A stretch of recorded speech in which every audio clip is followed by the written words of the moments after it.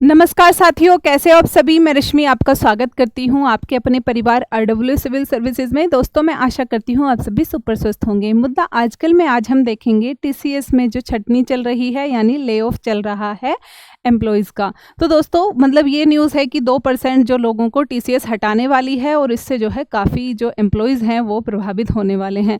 तो TCS करती क्या है, तो ये एक तरह से कंसल्टेंसी सर्विसेज, यानी टाटा कंसल्टेंसी सर्विसेज इसका फुल फॉर्म है, और ये सॉफ्टवेयर आधारित IT आधारित सर्विसेज देते हैं और बड़ी बड़ी कंपनीज को, है ना।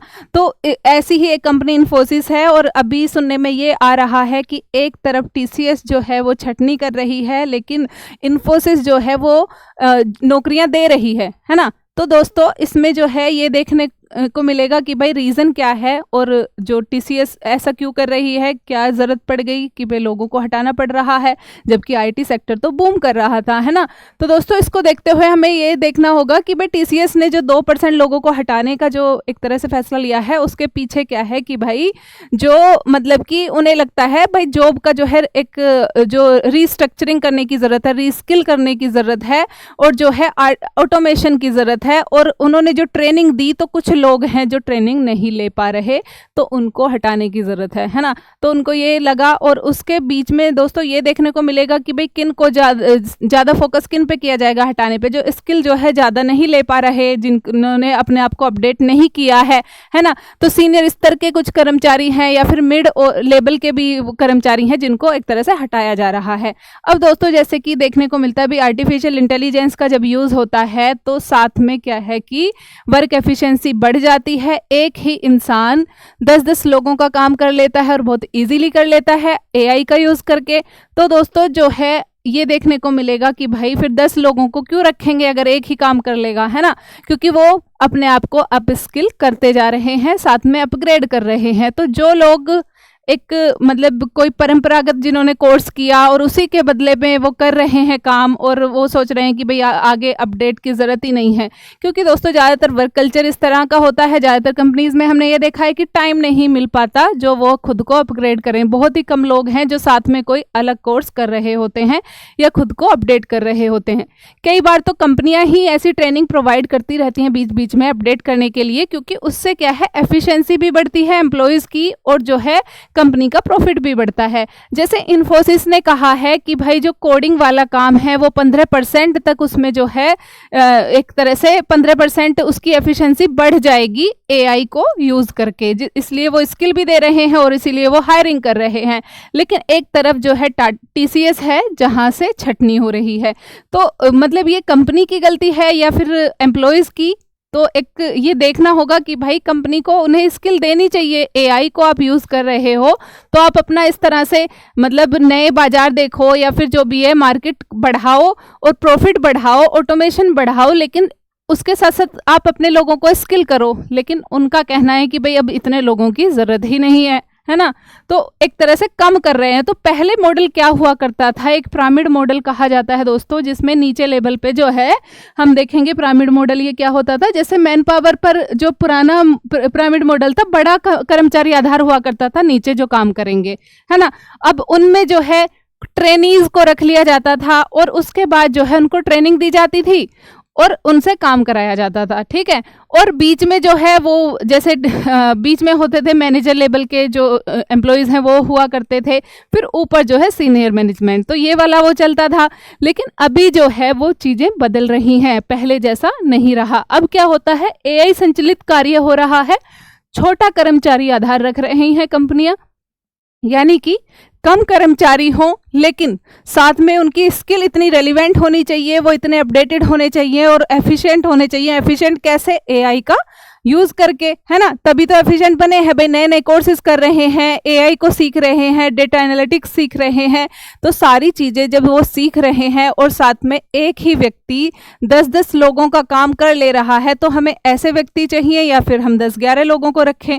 तो कंपनियों की मतलब इस तरह की जो है पॉलिसीज़ अब चेंज होंगी ही, क्योंकि दोस्तों जैसे कि सच्चाई ये है भाई AI है, तो बीच में जिस तरह से जब कंप्यूटर आया था और जो मैन पावर जो एक तरह से मतलब एक वर्कफोर्स जो काम किया करती थी, तो उसका जो मैनुअली जो काम किया करते थे तो उनको बहुत सारे लोगों को की छटनी हुई थी उस टाइम भी, है ना, और ये डर फैला था। तो इसी बेसिस पे अब यही कहा जा रहा है कि एआई जो है वो जॉब खा रहा है एक तरह से। तो स्टार्टिंग में तो ऐसे ही लगेगा, लेकिन एआई से मतलब जैसे 60% लोगों का कहना है, जैसे कुछ रिपोर्ट्स आती रहती हैं कि भाई एआई जॉब जनरेट भी करेगा, है ना, तो मतलब कि जॉब्स बढ़ेंगी भी एआई से। लेकिन अभी तो ये नहीं दिख रहा। एक तरफ मतलब टीसीएस की जो पॉलिसी देखें तो वहाँ तो ये नहीं दिख रहा, और साथ में ये भी देखने को मिला जो वहाँ के सीईओ हैं तो उनकी जो है उनकी सैलरी तो बढ़ रही है भाई, 4.6% जो है उन्होंने ज़्यादा कमाया। जो 2024-25 का जो फाइनेंशियल ईयर रहा उसमें उन्होंने ज़्यादा कमाया, लेकिन कर्मचारियों को मतलब उनकी सैलरी भी एक तरह से फ्रीज कर दी गई, भाई इतनी रहेगी कुछ टाइम तक, तो जब तक प्रॉफिट में नहीं जा रही कंपनी या इस तरह से। लेकिन दोस्तों साथ में छटनी भी करनी शुरू कर दी। तो ये जो है एक मतलब आईटी सेक्टर जिसको ये माना जाता था कि भाई एक पक्की जैसी ही जॉब हो गई है ना, क्योंकि इतनी डिमांड थी इसकी और मतलब बढ़ता ही जा रहा था, बूम कर रहा था ये सेक्टर। तो यहाँ पर छटनी होना तो, और इतनी बड़ी कंपनी में छटनी होना, है ना, ले ऑफ होना, तो ऐसे लग रहा है कि भाई प्राइवेट जॉब क्या सुरक्षित नहीं है। तो दोस्तों तभी जो है ये देखने को मिलेगा कि भाई मतलब क्या ऐसा किया जाए जो हमारी जॉब सुरक्षित रहे। तो साथ में क्या करना है भाई, अप स्किल करते रहना है, अपग्रेड करते रहना है। साथ में गवर्नमेंट को भी ये देखना होगा जो हमारे जो स्कीम्स जो चल रही हैं, जैसे प्रधानमंत्री कौशल विकास योजना है, तो दोस्तों उनमें भी जैसे गवर्नमेंट लाती रहती है छोटे छोटे कोर्सेज, जैसे एक अलग से उसका पोर्टल बनाया हुआ है ना, तो वो किस तरह से हम उनको और ज़्यादा ऐसे रेलिवेंट बना दें उन कोर्सेज को और उन्हें अवेलेबल कराएं, अवेयरनेस बढ़ाएं, जिससे कि लोग स्किल्ड हो सकें और अपनी स्किल को बढ़ा सकें। क्योंकि जो डिमांड होगी, है ना, जिस तरह की डिमांड होगी उसी तरह की स्किल भी होनी चाहिए, है ना। तो ये देखने को मिलेगा। उसके साथ साथ क्या है, कंपनियों को भी मतलब अपने एम्प्लॉयज़ को निकालने की बजाय वहाँ पर उन्हें ट्रेनिंग देनी चाहिए, है ना। भाई आप जो है ट्रेनिंग दो, वहीं उन्हें जो भी रेलिवेंट जो आगे करना चाहिए उनको आप स्किल करना चाहिए, तो आप वहीं पे ट्रेनिंग कर दो ना, मतलब निकालने का क्या वो है ना।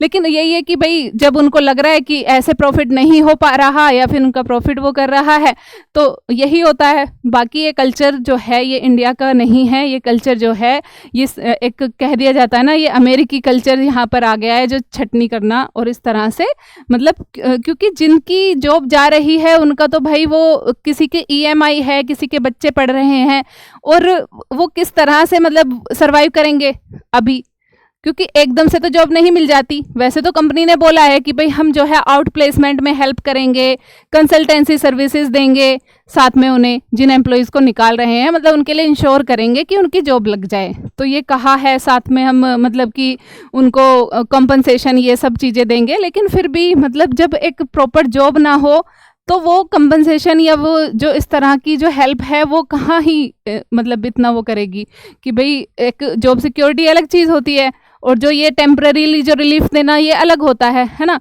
और वो जॉब के लिए मतलब एक तरह से सर्च में जब वो निकलेंगे तो वो ही जानते हैं भाई उनको क्या सहना पड़ेगा वहाँ पे।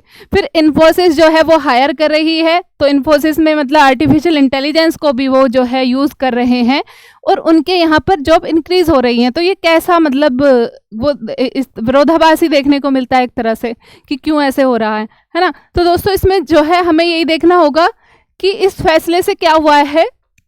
पूरे भारतीय आईटी सेक्टर क्षेत्र में एक तरह से चिंता है, खासकर अमेरिका जैसे देशों की संरक्षणवादी नीति और आर्टिफिशियल इंटेलिजेंस, ये जो है इसका मुख्य कारण रहे हैं इस चीज़ का। बाकी ये देखा गया जैसे बेंगलोर जैसी जगहों पे जहाँ जो ज़्यादातर जो रियल एस्टेट में मतलब खरीदार जो है मकान वगैरह के वो आईटी प्रोफेशनल्स ही रहे हैं, तो ये भी माना जा रहा है कि भाई इसके बाद जो है रियल एस्टेट भी एक तरह से वहाँ पर भी डिमांड कम हो सकती है, क्योंकि भाई जो ईएमआई नहीं भर पाएंगे तो मतलब एक तरह से घर खरीदना जो उन्होंने खरीदे भी हुए हैं तो वो बीच में उनकी ईएमआई जानी बंद हो जाएगी।